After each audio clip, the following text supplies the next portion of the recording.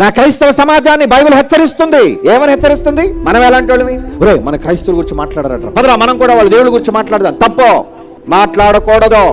Bible చెప్పింది ఏమని చెబుతుంది? వాళ్ళ దేవుళ్ళని కించపరిచే మాటలని వాళ్ళు శత్రువులుగా చేసుకోకండి. మీకేమొస్తారండి వాళ్ళ దేవుళ్ళ గురించి ఎత్తడానికి? బైబిల్లో ఒక మాట చూపిస్తా చూడండి. చాలా మంది క్రైస్తవులైన వారు కూడా ఈ తప్పు చేస్తున్నారు.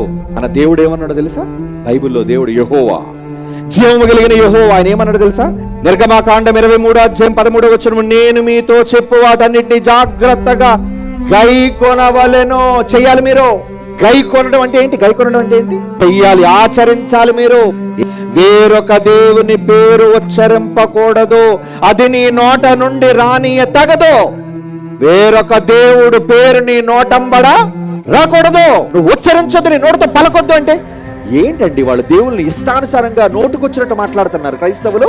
బైబిల్ మీద నీకు గౌరవం ఉందా అంటే బైబిల్ అంటే గౌరవం లేదన్నమాట.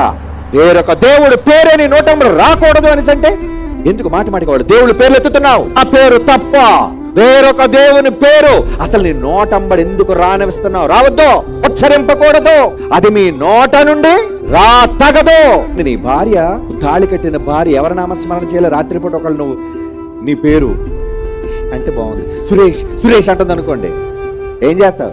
పడేలు మనం ఒకటి ఏమే ఎవరిని కలవరుతున్నా? సభ్యతేనా? అది సంస్కారమేనా? ఒక దేవుణ్ణి నమ్మని నువ్వు యేసుక్రీస్తుని సొంత రక్షకుడిగా అంగీకరిస్తే, ఆయన తండ్రి అయిన యెహోవా జీవము కలిగిన దేవుడని నువ్వు నమ్మితే వేరొక దేవుడు పేరెందుకు అంటున్నావు? ఈ రోజు మతం అనే మత్తు క్రైస్తవులు కూడా పట్టింది పిచ్చి. మతం అనే పిచ్చి. ఎవరో దేవుళ్ళు తప్పు పట్టి నీ దేవుడు గొప్పతనాన్ని చెప్పుకోవాల్సిన కర్మ బైబిల్కి లేదో.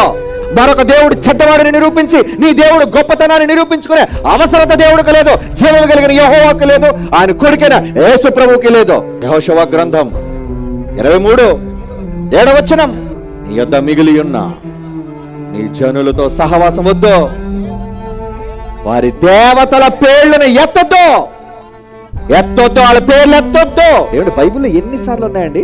ఎందుకర్రా క్రైస్తవ సోదరులారా బోధకులను చెప్పుకుంటున్నారు? మాకు వాక్యం తెలుసని చెప్పుకొని పదే పదే వాళ్ళ దేవుళ్ళను గూర్చి, దేవతలను గూర్చి ఎత్తొద్దు అని దేవుడు కఠినంగా చెప్పినా ఎత్తుతున్నారు.